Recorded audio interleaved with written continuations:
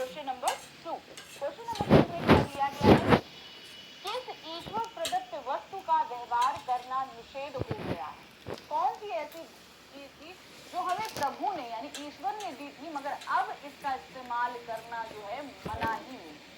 तो ये बात एक स्टेटमेंट कही गई थी, तो वो कौन सी वस्तु है जिसके बारे में ये बात कही जा रही है। जल के बारे में, वायु के बारे में, नमक के बारे में, या जैसा कि ये बात है कि नमक जो ईश्वर द्वारा प्रदत्त थी, इसका अब उपयोग करना निषेध हो गया है, अर्थात इसकी कालाबाजारी बंद हुई, इसीलिए उन्होंने ये चीज बोली। अब है क्वेश्चन नंबर 3। क्वेश्चन नंबर 3 क्या है, किनके पौ 12 थे। सबसे पहले बात, कौन थे, क्यों पौ 12 हुए थे, क्यों, क्योंकि नमक के विभाग में लोगों की नौकरी लगने पर उन अधिकारियों के पौ 12 हो जाया करते। पौ 12 ना मतलब कि उनको बहुत कुछ कमाने के लिए मिल जाया करता था। तो यहाँ पर क्या है, किनके पौ 12 थे, गृहिणियों के, अधिकारियों के, पतियों के या बच्चों के। तो पौ 12 थे अधिकारियों के, जो अधिकारी नमक विभाग में पोस्ट हो जाया करते। अब है क्वेश्चन नंबर 4। क्या दिया है, नमक विभाग के दारोगा के पद के लिए कौन ललचाते थे। कौन था जो वहां पर जाने के लिए ललचाते रहते थे, डॉक्टर, प्रोफेसर, इंजीनियर या वकील। तो जो पाठ के अनुसार है, वकील जो है वो इस पद को पाने के लिए हमेशा लालायित रहते थे, बस किसी तरह उनको उस नमक के दारोगा का पद प्राप्त हो जाए। अब है प्रश्न संख्या 5। प्रश्न संख्या 5 में क्या दिया गया है, नमक विभाग में किसे दारोगा की नौकरी मिली। कौन था जिसे नमक विभाग में दारोगा की नौकरी मिल गई थी, आलोपीदीन, वंशीधर को, बदलू सिंह को या दाता दीन को। तो किसको मिली थी, वंशीधर को। वंशीधर को वहां पर नमक के दारोगा के पद की नौकरी प्राप्त हुई थी। अब है प्रश्न संख्या 6। प्रश्न संख्या 6 क्या है, नमक की कालाबाजारी कौन कर रहा था। वंशीधर दारोगा बन गए थे, तो कालाबाजारी कौन कर रहा था, जिसको वंशीधर ने पकड़ लिया था, आलोपीदीन, रामदीन, दाता दीन या माता दीन। तो किसको पकड़ा था वंशीधर ने, आलोपीदीन। क्यों, क्योंकि वो नमक की कालाबाजारी कर रहे थे। अब है क्वेश्चन नंबर 7। क्वेश्चन नंबर 7 क्या है, दुनिया सोती थी पर दुनिया की डैश जागती थी। ये एक स्टेटमेंट दिया गया, क्या जागती थी, आंख जागती थी, कान जागती थी, जीभ जागती थी या नाक जागती थी। नाक दिया गया, इसके अनुसार दुनिया सोती थी पर दुनिया की जीभ जागती थी। जीभ जागने का तात्पर्य यहाँ पर ये बात इसलिए कही गई क्यों, क्योंकि उस पद में बहुत ही ज्यादा काला कमाई थी, तो सबकी जीभ ललचाई रहती थी कि किसी तरीके से उस पद पर इनको नौकरी प्राप्त हो जाए। अब है प्रश्न संख्या 8। प्रश्न संख्या 8 में क्या है, किसका लाखों का लेन देन था। कौन था जो पाठ में बहुत ही लाखों का लेन देन किया करता था, वंशीधर का, मुरलीधर का, माता दीन का या आलोपीदीन का। तो आलोपीदीन एक जमींदार थे जिनका लाखों का लेन देन हुआ करता था। अब है प्रश्न संख्या 9। प्रश्न संख्या 9 क्या है, आलोपीदीन को दरोगा को किसके बल पर खरीद लेने का विश्वास था। आलोपीदीन जो है वो कालाबाजारी कर रहे थे नमक का, तो वो बहुत बेधड़ल्ले से करते थे। तो वो सोचते थे कि हम जो है रिश्वत के बल पर सभी अधिकारियों और दरोगा को खरीद लेंगे और हमारी ये कालाबाजारी चलती रहेगी। तो इसका सही जवाब क्या है, आलोपीदीन को दरोगा को रिश्वत के बल पर खरीद लेने का विश्वास था कि हम रिश्वत देंगे, हम खरीद लेंगे और ये कालाबाजारी हम करते रहेंगे। अब है प्रश्न संख्या 10। प्रश्न संख्या 10 में क्या है, न्याय और नीति सब लक्ष्मी के खिलौने हैं, ये कथन किसका है, किसने ये कथन पाठ में बोला है।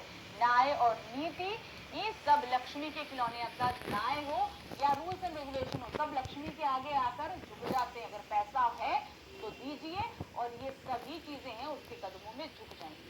ये स्टेटमेंट किसने दिया था पाठ में, वंशीधर ने, आलोपीदीन ने, बदलू सिंह ने या वंशीधर के पिता ने। ये स्टेटमेंट दिया था आलोपीदीन ने, ये आलोपीदीन ने स्टेटमेंट दिया था।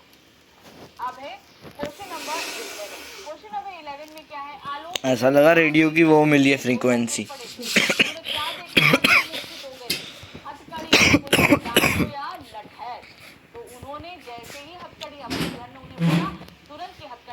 बांध के इनको आप जीप में डालिए। जैसे उनको तुरंत गिरफ्तार किया था क्योंकि वो जो है रिश्वत दे रहे थे और बच्चे को गुस्सा आ जाता था, जैसे ही हथकड़ियां आई तुरंत ही आरोपी उसको देखकर मूर्छित हो गए। अब है प्रश्न संख्या 12। प्रश्न संख्या 12 क्या है? 40,000 नहीं 40 लाख पर भी नहीं, कथन किसका है? तो यहाँ पर क्या हुआ था, आलोपी दिन ने 40,000 की कोशिश करी थी, तो उन्होंने क्या बोला था बंसीधर ने कि मैं 40,000 नहीं 40 लाख पर भी नहीं मांगूंगा। ये कथन किसका था? बंशीधर का।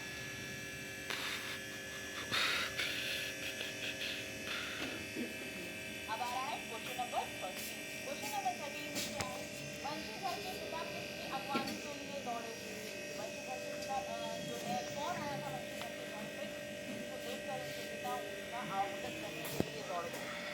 बंशीधर की, आलोपी दीन की या माता की? तो आलोपी दीन बहुत बड़े जमींदार थे, जब बंशीधर के घर पर आए तो उनके पिता जो है तुरंत ही दौड़ गए थे उनकी अगवानी करने के लिए। भाई इतना बड़ा आदमी, इतना पैसे वाला आदमी जो है हमारे घर पर आया है, इसकी अगवानी करने के लिए तुरंत ही वो दौड़े चले गए। अब हमारे पास है क्वेश्चन नंबर 14 में क्या दिया गया? प्रेमचंद का मूल नाम क्या है? प्रेमचंद जी के बारे में बता दें कि उन्होंने हिंदी और उर्दू दोनों में ही लेखन कार्य किया है। हिंदी में वो जब उन्होंने लेखन कार्य किया तो वो प्रेमचंद के नाम से किया, और जब वे उर्दू में लिखते थे तब वो नवाब राय के नाम से अपने नाम से अपने नाम से और क्या है वो सूबेदार मोहम्मद राय, नवाब राय या यहाँ पर सही है प्रेमचंद जी का नाम है मोहम्मद राय। ये उनका असली नाम था, मतलब उनके माता पिता द्वारा रखा गया था। जब उन्होंने लेखन कार्य किया तो उन्होंने, जब वो अलग अलग भाषाओं में लिख रहे थे तो वो अलग अलग भाषाओं में अलग अलग नाम नाम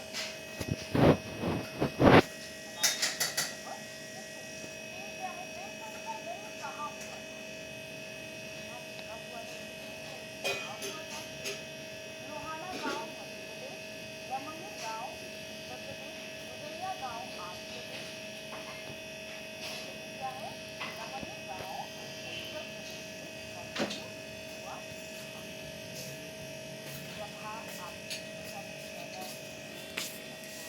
कहाँ लाओ जल का डब्बा।